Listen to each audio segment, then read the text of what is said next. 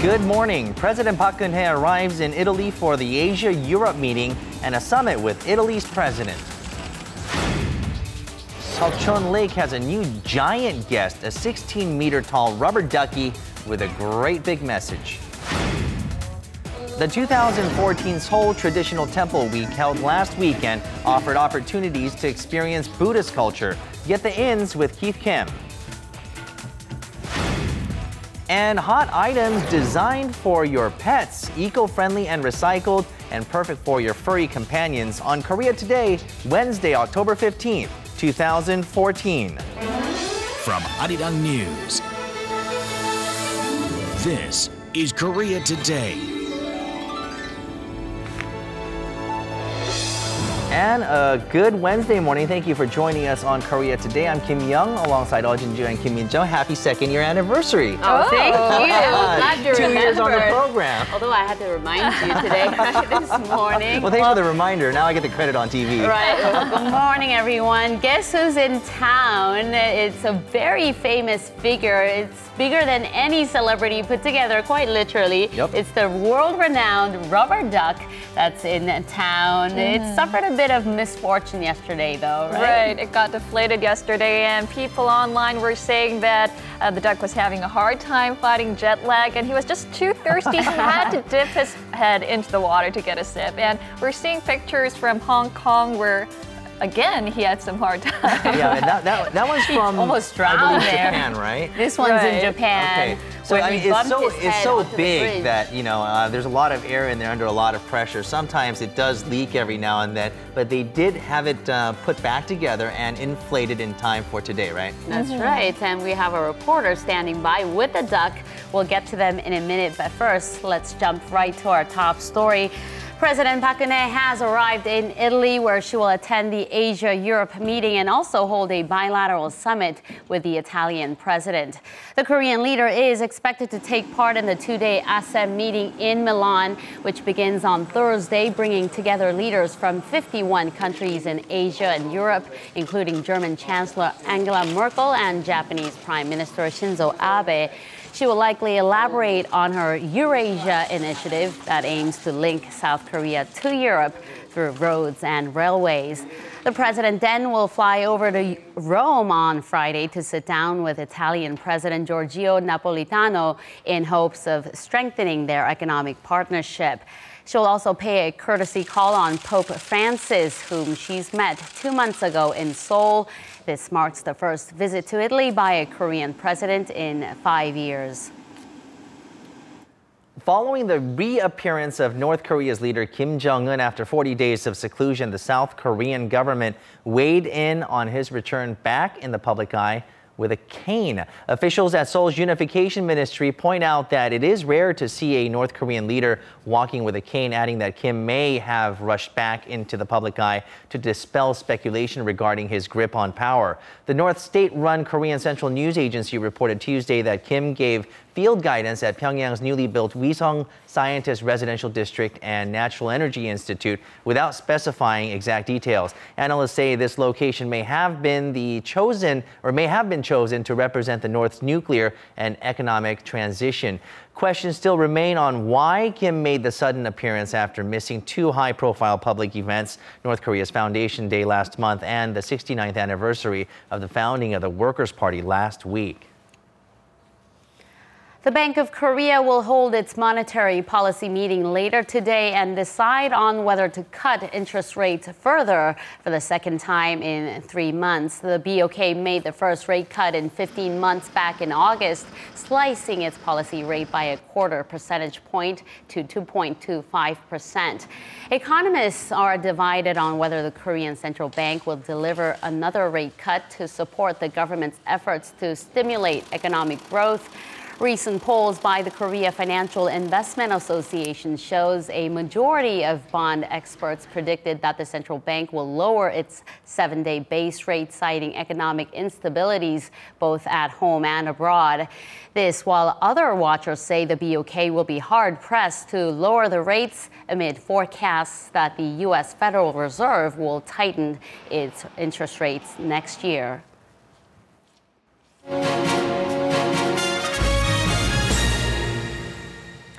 So the giant rubber duck has finally made its arrival in Seoul on the last leg of its Asia tour. It has traveled to a total of 14 cities from Amsterdam to Osaka, Sydney, Sao Paulo, and Hong Kong. And now this 300-kilogram structure is floating on Seokchon Lake in southeastern Seoul. And as we told you, the duck had quite a hard time yesterday. Let's connect to Arirang News' Kwon Soo-ah to see how things are this morning. Good morning to you, Soo-ah. Is the duck doing okay now?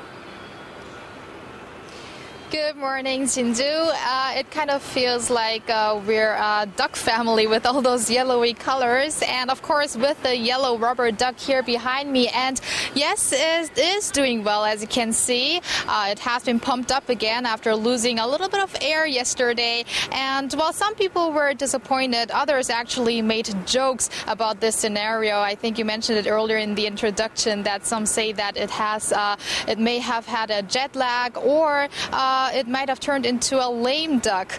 Well, deflated or inflated, people did enjoy the first day of the so-called rubber duck project here in Seoul. But there are voices of concern about the very location of the duck. So let's find out more about that.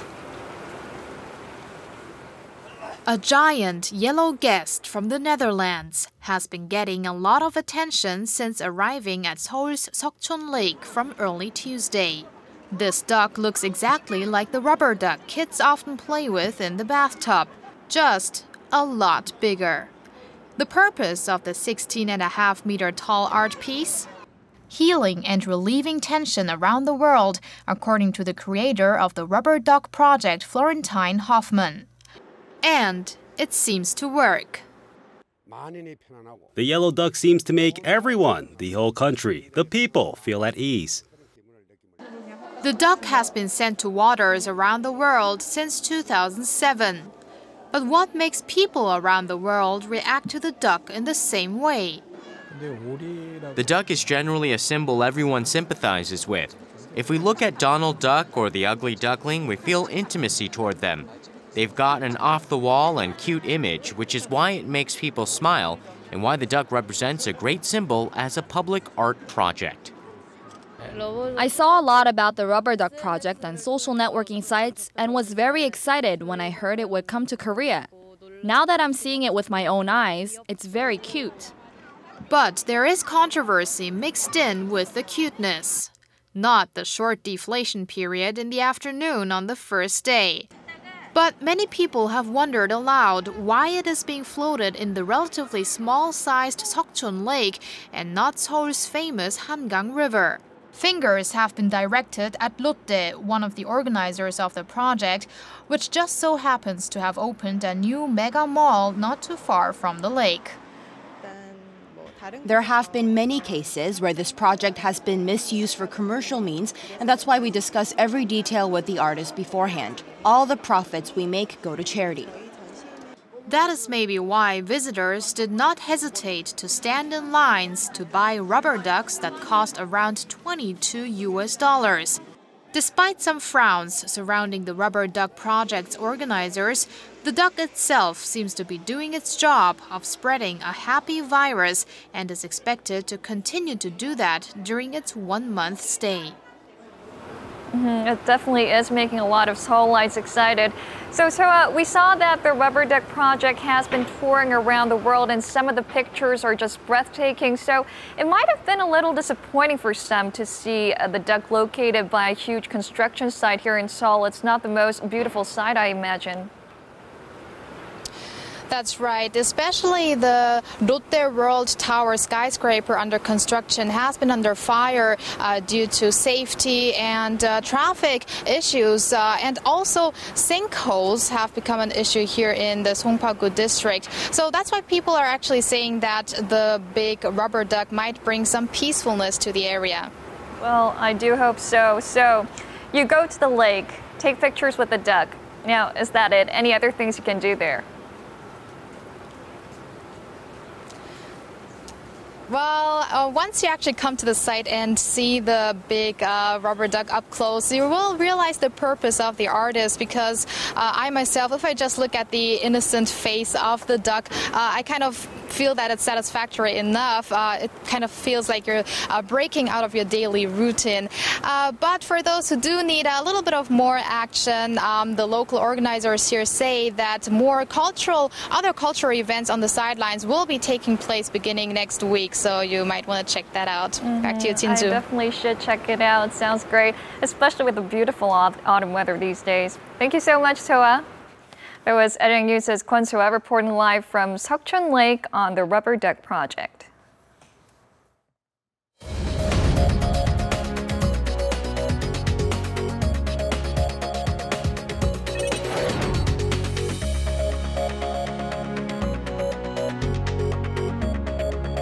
Good morning. It's time to run through the front pages of your newspapers. And one image is on almost all of the local papers this morning, and that is of North Korean leader Kim Jong-un limping out of his seclusion after weeks of having been unseen in the public. We'll begin with this story as well as image on 동아일보. And the title says, Kim Jong-un appears after 40 days with walking cane. Now, if you take a look at the image, this is Kim in the center, walking with a cane during an inspection of a newly completed apartment complex for scientists. Now, this picture was carried on the front page of the North Nodong Shinmun yesterday, along with 4 other photos. And yesterday's report on Kim's public activity ended rampant speculation about his 40-day disappearance. Now, surrounding him in the image here are top military and party officials who accompanied him during the site inspection. It includes Vice Marshal Hwang Byung-seo, the director of the General Political Bureau of the Army, and Choi Ryong-hae, the secretary of the Workers' Party Central Committee, who visited the South in a surprise trip earlier this month. Meanwhile, over on 조선일보, we'll have a look at this story here right at the top. And it looks like South and North Korea may be holding a military meeting soon. This is called Two Koreas to hold high-level military talks as early as today. Now, a high-ranking official here yesterday in South Korea said that the two Koreas may be holding a military meeting as early as today in the border village of Panmunjom, but that it would not be in the form of working-level talks. Now, it is unknown which side was first to propose for the talks, but the paper says the North seems to have suggested holding the meeting to discuss issues such as the anti-Pyongyang propaganda leaflets. And also, if we do take a look at the sub-headlines, the issue of relieving tension on the northern limit line, the de facto maritime border between the two Koreas, is also believed to be one of the agendas at the discussion table. Now, in the meantime, as for resuming the high-level talks brought up when the North senior officials made that surprise visit here in early October, the South Korean government has notified the North on the meeting schedule for this the day before yesterday. And today now we'll go straight to some economic news here on the Mail Business newspaper. First at the top, this reads, Sarkozy says the way to stand up to enormous China is One Asia. And the sub-headlines here, they mention the former president of France, Nicolas Sarkozy, yesterday said that Korea should step to the forefront of regional integration called One Asia to alleviate regional conflicts in Asia. Now, he added that the only way to stand up to China is this idea of One Asia, through which Korea should demonstrate leadership. And this is Mr. Sarkozy and President Park Geun-hye at the 15th World Knowledge Forum held here in Seoul yesterday, at which some 2,000 people, including various local and foreign opinion leaders, were in attendance. And finally, we'll take a look at this side story on the same daily, and this one's regarding Facebook and Samsung. Now, this is called Lee Jae-yong and Zuckerberg hold win-win meeting, and it is noted here that Facebook CEO Mark Zuckerberg met and had dinner with Samsung Electronics Vice Chairman Lee Jae-yong at Samsung headquarters in Seocheon, Seoul yesterday to discuss ways to step up cooperation between the two companies. And Zuckerberg is scheduled to visit a Samsung Electronics office in Suwon today. And that was a look at newspaper headlines for this Wednesday. Now following are the stock numbers from Tuesday.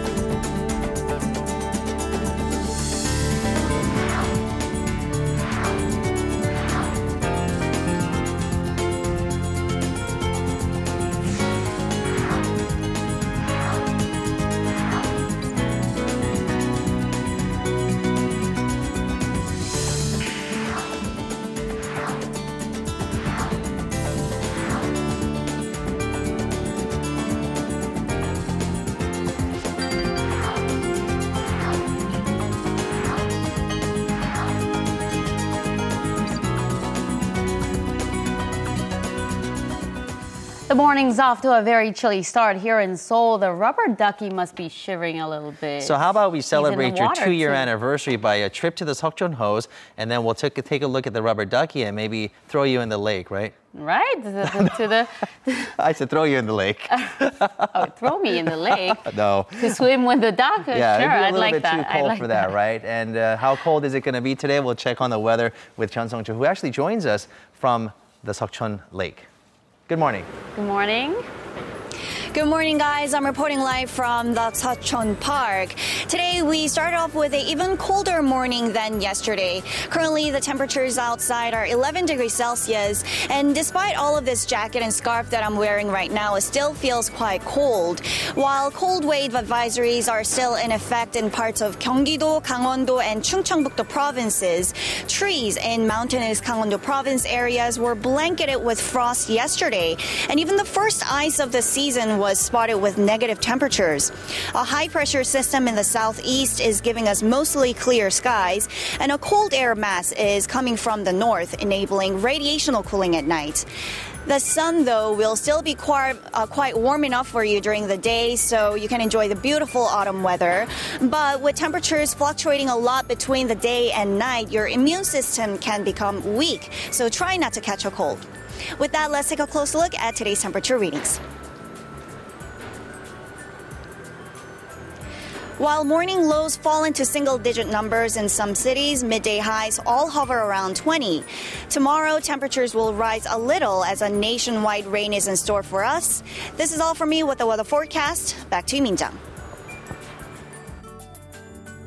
Well, it seems like every day we wake up to some new development on the Ebola epidemic, and this time a UN staff member has died of Ebola after receiving care in Germany. We'll take a closer look at this story and much more with our Eunice Kim, who joins us from the News Center. Good morning. Good morning, Minjung. What more can you tell us about this person? Well, not much information was officially released about him. What we've gathered is that he was a Sudanese man, a UN medical official who had contracted Ebola while volunteering in Liberia. Now, doctors at the German hospital confirmed the 56-year-old had passed away on Monday night despite receiving an experimental drug as part of what they called intensive medical measures. He was at the clinic for some 4 days before his passing. He was the third Ebola patient to be treated in Germany. A man from Senegal was recently released after being declared virus-free.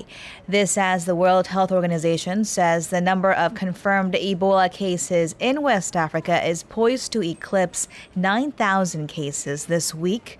Assistant Director General Bruce Aylward said on Tuesday the epidemic was still expanding geographically in Guinea, Sierra Leone, and Liberia, some of those areas bordering other countries.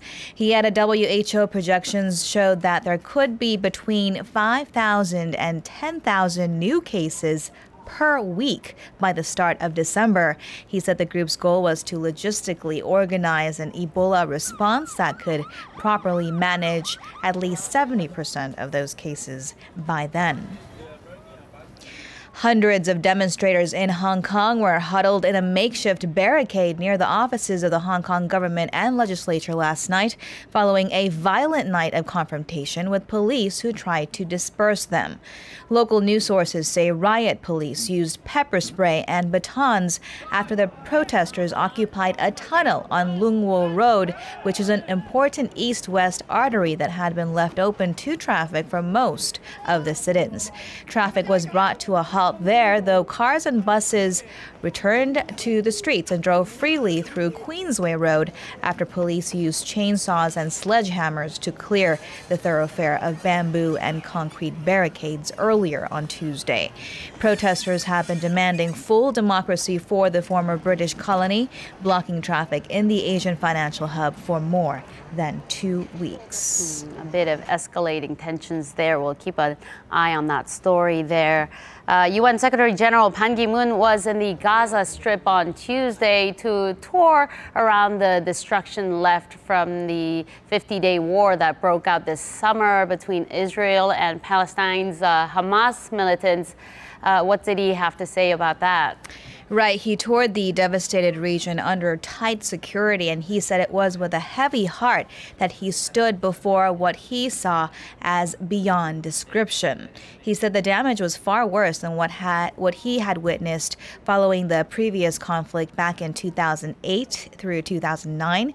The UN chief said it was a source of shame to the international community, even as he called for a speedy reconstruction effort. Ban Ki-moon said Israel had cleared for the first trucks carrying construction materials to enter the coastal strip, which had been blockaded by Israel and Egypt even before the conflict. And earlier this week, international donors at a conference in Cairo had pledged $5.4 billion towards the rebuilding effort, exceeding the $4 billion that Palestine has said they would need to rebuild that area. Seoul's foreign ministry also pledged $2 million toward this effort, in addition to the $1 million worth of medical supplies it had sent to Gaza back in July.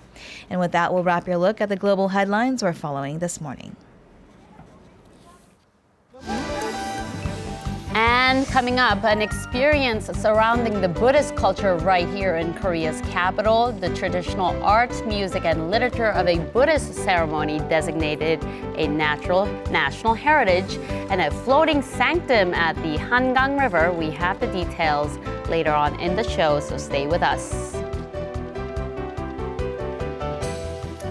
And we just talked about that art piece in the middle of Seokchon Lake, and that's the rubber ducky, the giant rubber ducky, and they're making artwork out of a rubber ducky. Now, Im Yoon-hee joins us with an exhibition that actually uses the materials to make the artwork. We'll find out a little bit more about that. Good morning, Yoon-hee. Good morning. So this rubber ducky friend is going to be stealing the spotlight for a while, I it think seems, so. right? But there are other exhibitions that are worth mentioning. So nowadays, with modern and contemporary art, the artists are getting quite bold with different textures, made possible, of course, through the creative use of different materials. And so here are a few exhibitions that make use of just that. Take a look.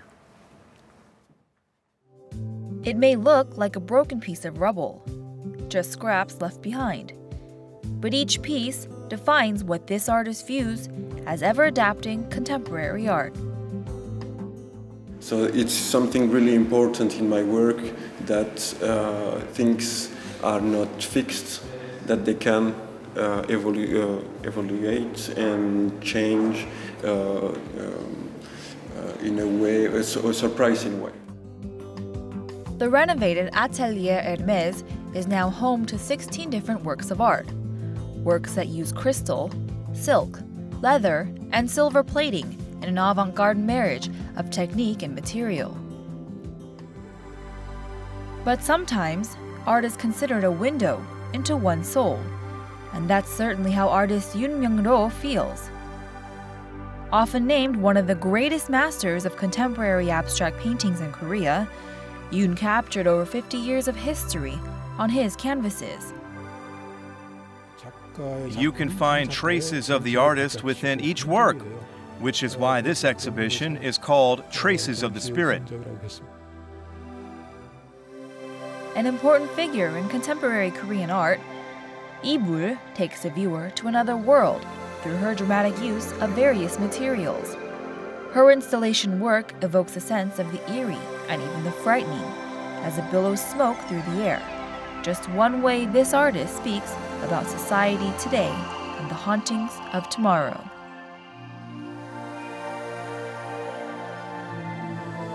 So the National Museum of Modern and Contemporary Art, they not only just show exhibits of artwork, but also they try to focus on giving opportunities to Korean contemporary artists so they can display their art, right? Right, they really do make it a point to do that. So with this particular exhibition you just saw in the report, the Ibul exhibition, this is actually the inaugural exhibition of a 10-year-long program that they recently created between the MMCA and Hyundai Motor Company.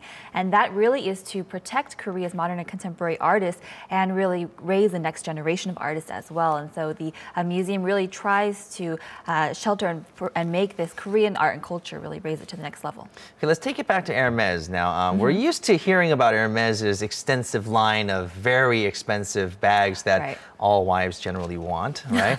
But now they actually do art too. So I mean, this is something that not everyone knows of. Yeah, right? so they actually have an artist residency program that takes place at the foundation.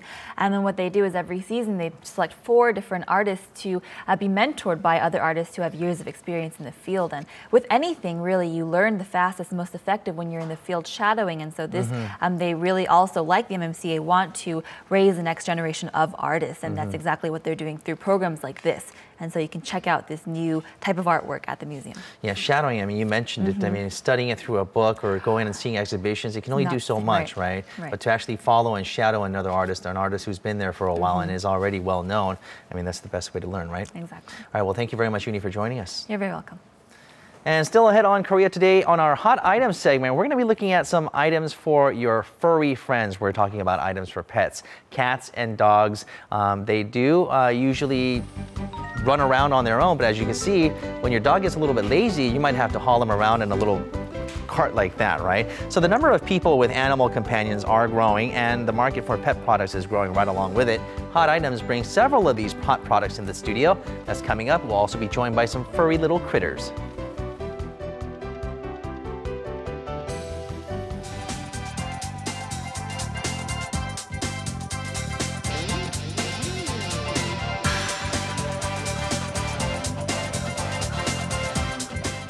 Yeah, a lot of idol stars are admitting their relationship with other celebrities recently, and the latest is news of Sungmin from boy band Super Junior getting married to musical actress Kim Sa-eun. That's right. Both sides confirmed this wedding news, and the date has also been set in December. So all the fans of Shuju's Sungmin and Sa-eun, hands off, they're taken.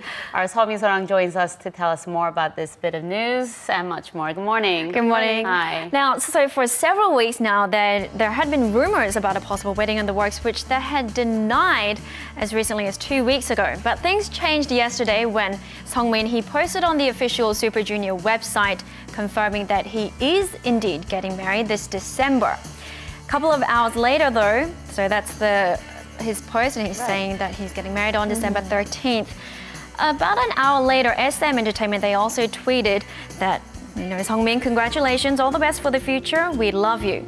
Meanwhile, Kim Sa-eun's agency said that recently the two had met each other's parents and set the date. Now let's see what the people are saying online. Congratulations, so the rumors were true. What's going on with SM? So here they're referring to, Jessica leaving Girls' Generation, Luhan leaving EXO and suing SM and so on. And the last one, wow, this is the first time I'm seeing an active idol boy member leaving the group and, well, not leaving the group, getting married.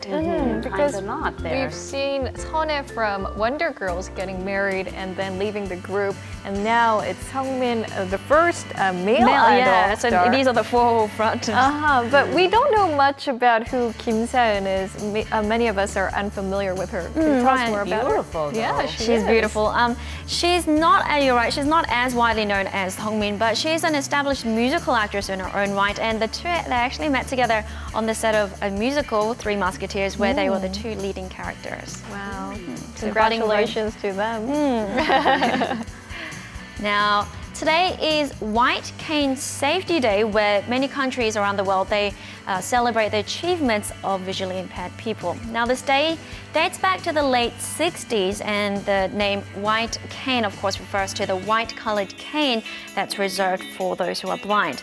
Some countries even give those carrying white canes an absolute right-of-way by law, including Korea, where it's stipulated in the road and safety law since 1972. So this means that if they're carrying this white cane and they're saying they're, for example, jaywalking across the expressway, cars must slow down or come to a complete stop. Didn't know that. Now, are there special events being held today? Well, there's a variety of events, including scholarship ceremonies, marches, talent shows, and so on. So there's a variety nationwide. And two separate pictures they've been making their waves online. And the first one is this. It's a slab of pottery that's been found in Gangwon-do province. Now, if we zoom in on this little dot here, wow, it's an indentation impression of a red bean. How did they even know it was a red bean? Maybe it's just a piece of small stone or something. Dot. Now, when they carbon dated this dated back 7,000 years ago, which you might think, so what? But it's quite significant because up until now, we thought that the earliest red bean farming in Northeast Asia dated back only 5,000 years. So it pushes that date back by 2,000 years. And the second picture is this beautiful view, amazing view on Seoraksan mountain. It's the first frost for this autumn at the mountain. That's beautiful. Wow. What about the foliage? Wherever did that go to? They exist lower on the mountain where it's not as the cold. upper part of the mountain is winter and the lower part's autumn. Okay, great. So if you want to go check that out, I think that would be a beautiful scene, a beautiful sight there. With the Seokchon. Right, exactly. The selfie stick, right? All right, thank you, Sora. You're welcome. And next up, it's our sports highlights with SJ Lee, so stay tuned.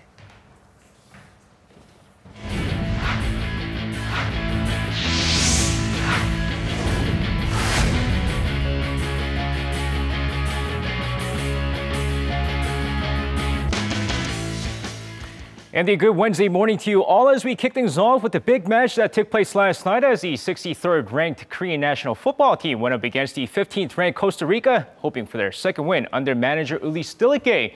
Now both sides trying to get through the defense, but to no avail until the 37th minute, with Celso Borges pulling through for Costa Rica, giving them the 1-0 lead. But just before the first half ends, the Lion King Lee Dong-guk does it again as he pokes one past the goalkeeper for the equalizer.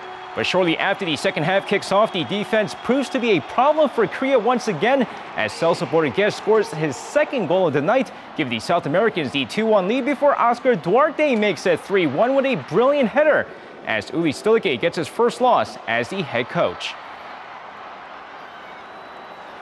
And now moving over to the Women's V-League Media Day, which took place on Tuesday afternoon as 6 teams got together to talk about the upcoming season. Now with the 6 coaches and 1 representative player from each team taking part in the annual media day, most of the coaches believe that the IBK Altos are the team to beat this year, despite GS Caltex winning the championship last season. With the new season kicking off this Saturday, the men's media day will take place later today. Well, it's a lot earlier than we hoped, but LA Dodgers lefty Lee Hyun-jin returned to Korea on Tuesday after another successful season in the majors. Now, after the LA Dodgers were eliminated in the National League Division Series, the South Korean lefty landed in Korea on Tuesday with a large crowd of fans and media waiting for him. And during the press conference, he stated that despite a good season, he gave himself a 70 for the season, citing his injuries he sustained this past season. Now, he added that next season, he hopes to pitch at least 200 innings and lower his ERA. And staying in baseball, but over to some Tuesday night's KBO action as the Nexen Heroes crushed the Lotte Giants 12-4 with Nexen's Park Byung-ho hitting his 50th and 51st home run on the night. Meanwhile, let's take a look at the Samsung Lions take on the NC Dinos with Samsung's magic number at 1.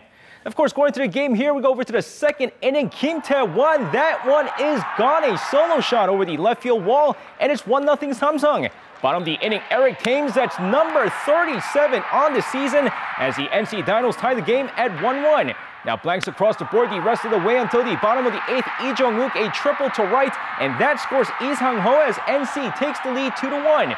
And with 2 pitchers combining a 1-2-3 ninth for the Dinos, NC wins this one 2-1 with Samsung's magic number still at 1.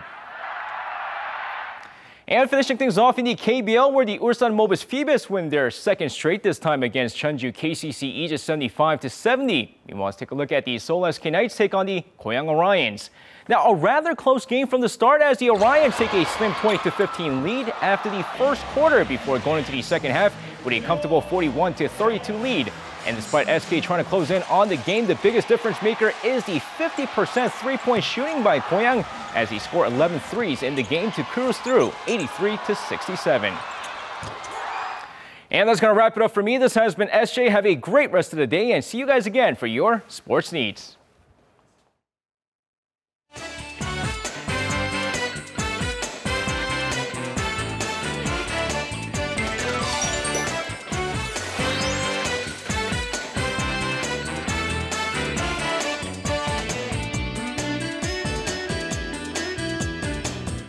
And it's 34 minutes past the hour on Korea Today. We're going to be learning more about Korea's places to go, but specifically in Seoul. And joining us today is Keith Kim once again. Good morning, Keith. Good morning. Thanks for having me. All right, so what do you have for us? Well, today if I brought back a little souvenir from my little travels over the weekend. Buddhist bracelet, right? Yeah, these are Buddhist bracelets, and I got it from the 2014 Seoul Traditional Temple Week, and it was the first event of its kind, and it was designed to promote traditional Korean Buddhist culture. And also the people there, they also had a chance to experience it firsthand, and it was a lot of fun. And in Korea, whether it be Buddhist or non-Buddhist, many people go to temples to find that peace of mind and body, or should I say, heal their body and mind. So I heard that there are quite a lot of temples in Seoul where we can visit. Absolutely. Well, there's about 58 temples inside Seoul City. 58? 58. Wow, didn't know that. And I had the chance to visit 2 of them, and we came back with this report, and I'd love to show you guys what we got to experience. So Bukhansan Mountain, it stands tall in Seoul, and within it lies Chingwansa Temple.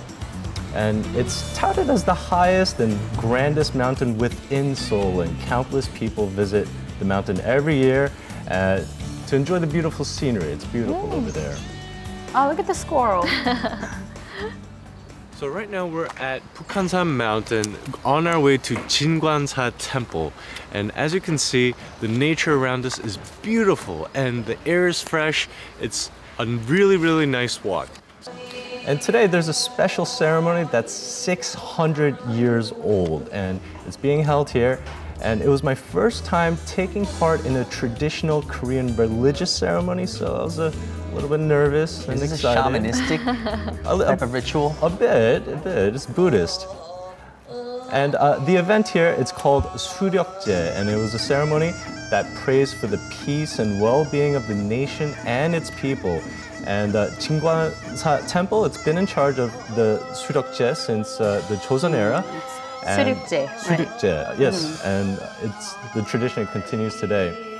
It's not just a religious ceremony too, but it's also a chance to experience traditional Korean culture like music, dance, and costume as well. This is really traditional Korean culture that I love and I would love to see more of. And Seokchon, traditionally, it lasts for 49 days, and today it was the climax, the last day of it all. This is a ceremony where we meet the spirits. So I'm going to try to grab on and meet the spirits. And this is part of the ceremony. It's called Shireon, which is not only for Buddhists to participate in, but also the general public. And it was totally awesome to just see hundreds of people participate in this event. I'm walking, praying for rebirth and paradise for all and the health and happiness of my family. So the traditional and cultural values were recognized, and Seokchon was designated as important intangible cultural asset number 126 in December 2013. Chingwansa's National Seokchon is a composite art performance consisting of theater, music, dance, literature, and art.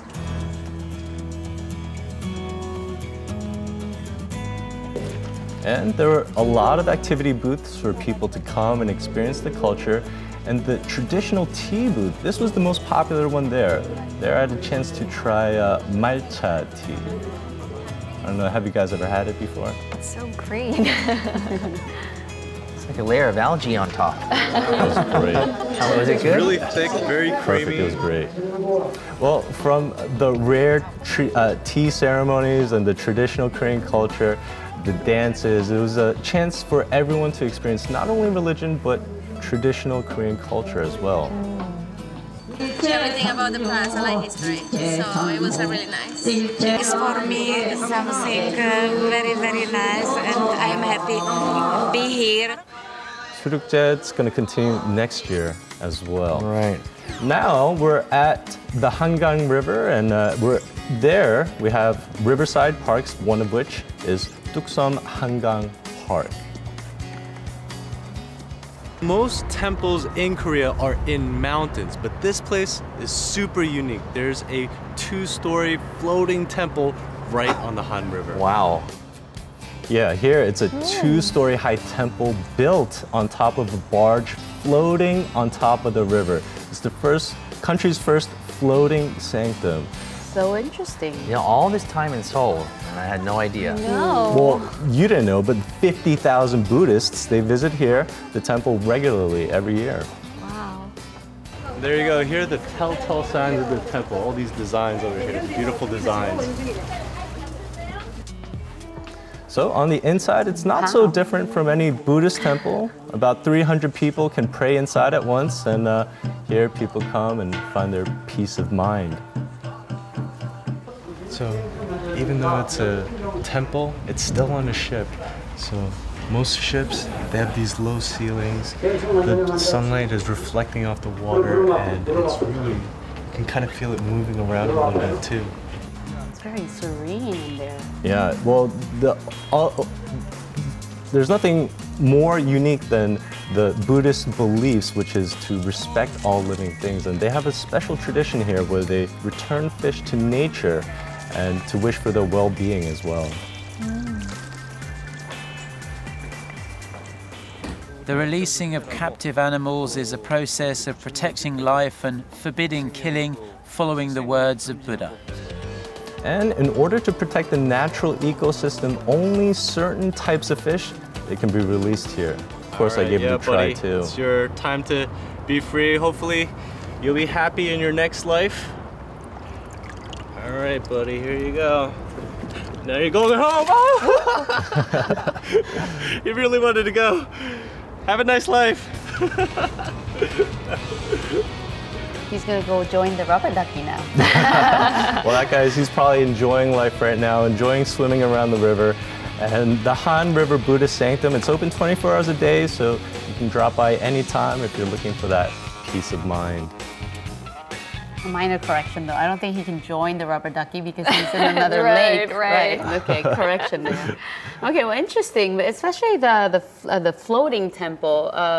Can anyone just go and release the fish? And I'd like to try that. It's a unique experience. Well, the experience, anybody can go there and try it out. But the temple, it's actually open 24 hours a day, but if you're going there for the experience, you should only go there from 8 a.m. to 10 p.m. And that's when a manager's on site and they're there for safety precautions. So you don't want to just go out there and do it alone. Now, 수륙제 at the Jingwansa temple, it seems like not only a chance to express or experience Buddhist culture, but Korean culture as well. We did notice several foreigners that were there at the event. So non-Buddhists are able to attend as well? Absolutely. Well, when I was there, there's Buddhists, non-Buddhists, Koreans, non-Koreans, just everybody there. And everyone that's there, they had the chance to experience not only Buddhist culture, but also traditional Korean culture. The reason is that 70% of Korean culture is linked to Buddhist culture, so it actually has really deep roots in it. So even if you're not religious, you can still go there and enjoy a deeper understanding of Korean culture.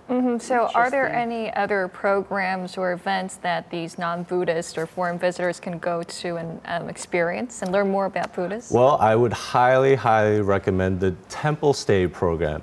The Temple Stay program, it allows people to stay inside the temple, kind of eat with the monks, live with the monks for about a day or two, and you get a real experience of what it is like to be a Buddhist monk in Korea.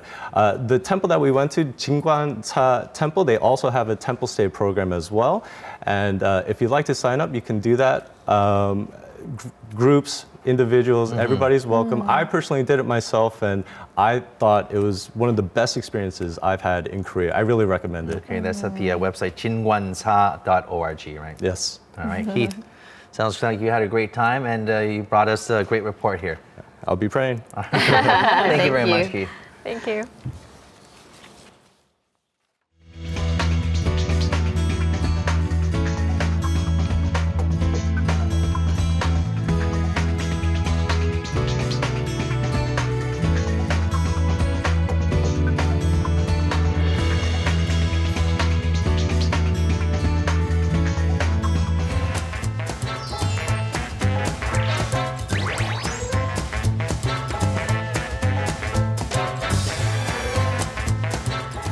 as you can see on this week's Hot Items, we're joined by adorable furry guests. This one goes by the name of Ming Ming, and this one goes by the name of Jessie Day. Yes. Happy to be here. And you know, the number of pet owners in Korea is absolutely on the rise, reaching over the 10 million mark of people who choose to live with one or more furry animal companions like our Ming Ming here. Okay, I'm going to go go of him so he can just roam around freely. Now, many different products we have here. Where do we start? So what we're looking at here is all sorts of items designed to make both your pet's life and your life easier and more fun. And the first thing is the An Box by Zizzle, this thing right behind me here. As you can see, there's another cat inside there enjoying his time. So this is basically something that Zizzle makes that is eco-friendly, recycled cardboard, and it's basically a personal sanctuary for cats. Right, these are all made of cardboard boxes. That's right. So they're very light too. Absolutely, and we all know that cats love exploring, they love climbing, they love discovering new things. So this is absolutely perfect for them. This cat just roaming around, that's so cute. Look at him. Yeah, and Ming Ming's now in the bottom as well, yeah. Right. So the great thing about this is that you can customize it to whatever size you want to fit your home. So it's easy and convenient to use. And in addition, he's getting a little frisky back there. It can also be scratched. Exactly. Yeah. They love scratching for reasons that are known only to cats. Yes, I don't absolutely. understand why, but sure. So So they can scratch these boxes. Yeah, and as we can see right here in the video, it's easy to assemble, it's easy to customize, so it takes up just as much space as you want it to in your home. And in addition, there's some clips that clip on so that the boxes don't shake and it remains very stable and safe for cats. Not that they don't have lightning reflexes anyways, but it's nice to know that it won't fall down when they're crawling and jumping all over them. Right, so they're light, they're easy to make, they're eco-friendly, Yep. and you can just move them around the house anywhere you want. That's great. Absolutely, and you know, cats love to climb and explore, so a lot of the time that means they're climbing and exploring your shelves, knocking things over. So if you can give them this sort of, this is the Cube Cat Tower, you give them this sanctuary, and you're gonna be a very happy pet owner after that, because you don't have to worry about them knocking anything over. To climb for reasons, again, that are known only to cats. They just climb all over the place. So if you have one of these things at home, I suppose they're not going to climb up your, say, bookshelf and knock over all the books. And there's one final thing I'd like to draw attention to is what's called the etiquette box. There's actually a built-in litter box inside of it. Yeah, that's a carrying case. And down there is an actual washroom that's kept private. So we know cats, as opposed to dogs, like to be private when they're doing their business, which leads us to our next item, in fact. Speaking of dogs doing their business, what we're looking at right over here is the Petty Loo. So this is actually the world's first patented automatic self-cleaning dog urinal. Okay, it's like a pet's own bathroom. Your pet, okay, your dog. Absolutely. Now we know that pets can be some of our sweetest companions, particularly dogs, but let's face it, when they do their business, it becomes our business as well. And with the Petty Loo, it allows them to do their own business automatically. We can see right here, they just step on the pad and let it go. And the sensor actually detects when they get off, when they get on and when they get off. So it makes sure to wait till they're gone. And it washes twice, it releases water, once to wash and once to rinse as well. So it takes away any odor right away and leaves it clean and ready to use for the next time. So because one of the reasons really people, one of the deterrents to raising a dog, for example, owning a pet, is really the potty training. It's so difficult. Right, I've tried you have to make sure you're there to take them outside. Right. And this is eco-friendly too, because you don't need to use those disposable pads that you can find in the market. So normally, right here, if you'll look just behind you, normally it's got this top on right here. So we took it off right here just to show everyone at home how it works. So if you could help me out here, there's some orange juice. So I'd like you to pour that in a second. Yeah, first it's got there's a light here that detects dog. Wait 1 second. Okay, you can go ahead. What are we waiting for? You can go ahead and pour it. Okay, so let's reenact the dog's pee-pee. All right, here it comes. There we go. Am I doing it? Yeah, there you go. So now we take it off. Excuse us. And a few seconds later, water will come and wash that away. That does you can actually see it right look here. like pee there. Okay, all right. So it happens automatically twice. It washes away once, as I said, to wash and once to rinse. So easy, also convenient to set up in your home. so you can set it up without any problem. It also uses its own water tank that you fill up, so the water pressure in your home is not an issue either. And it's designed so that it never overflows past the barrier, so you won't have to clean up after it either. Okay, so it's like flushing the toilet, just like a human would. Yeah, absolutely. Okay, I think our cat just fell off. They are having a great time here on the end box. Okay, interesting. Now, what's our last item? So last but not least, this is the Santaza dog trailer by Vision Sports. We actually have a dog and we do have a dog there. inside. I don't know if you can see it here, but this is basically a trailer designed to hitch onto your bicycle so you can take your dog around wherever you want to go with them. Okay, so and this is interesting because it actually opens up at the top, so it's like a convertible car. You know how we like to open our cars if we have a convertible, so dogs could go on a little convertible and they can ride feel the too. breeze and enjoy the sunshine while you're going on a ride. Sure. Now, as we can see right here in the video, it's very easy to connect to your bike. You can just attach it, put the pin in, and you're good to go. Little Rover goes in there, and that's the same dog we have right here. And then you can take it for a ride. It's also compact and foldable, so you can fold it up, put it in the trunk of your car, and then take it with you wherever you want to go. And as you can see, our dog star enjoying his ride right there. I mean, make no mistake, dogs love to go for walks, but they can become a bit tired too, right? Yeah, They absolutely. can use a little ride, and when the owner gets tired, maybe you can switch roles and get in here That and would have be the dog awesome. Well, pull the cart. Yeah, well, the other sweet thing is you can actually detach it and turn it into a stroller, as we can see right here, if you really want to pamper your dog, I guess. I mean, if it can't walk very well. But the other thing is it's got 16-inch steel wheels, so when you're riding the bike, they will not break, they will not come off, so it's very safe. And as you noticed before, the top unzips very easily, so you can go ahead and take the dog out without any problem at all. And I'm afraid it's time for me and our animal companion here to go for a ride.